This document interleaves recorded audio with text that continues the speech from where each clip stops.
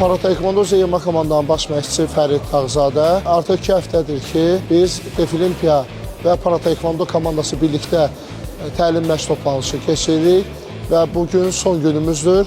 Mən düşünürəm ki, bundan sonra belə məşqlərimiz daim davamiyyətli şəkildə olsa, hər birimiz üçün inkişaf və təcrübə cəhətdən önəmli olar və onu da qeyd edim ki, biz hal-hazırda ən əsas yarış olaraq bu il ilk növbədə Avropa çempionatına hazırlaşırıq. May ayında keçirilən, mayın 11-i və 14-ü Almaniyada keçirilən Avropa çempionatına hazırlaşırıq. Məşqlərimiz çox yüksək səviyyədə davam edir.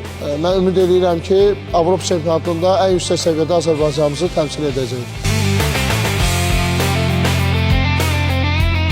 26 fevral 15 mart tarixlərində Azərbaycan Taekwondo Federasiyasının dəstəyi ilə Para Taekwondo və Defilimpiya komandaları arasında təlim məşq toplanışı keçirilir. Bu